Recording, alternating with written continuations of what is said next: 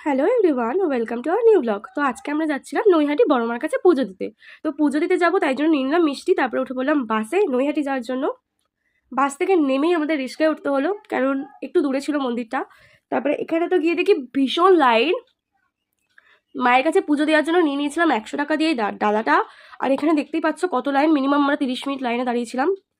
প্রচুর টায়ার্ড হয়ে যাচ্ছিলাম, দাঁড়িয়ে দাঁড়িয়ে ভাবছিলাম কেন ছাতা আনিনি, এত রোদ ছিল ওখানে, প্রচুর রোদ।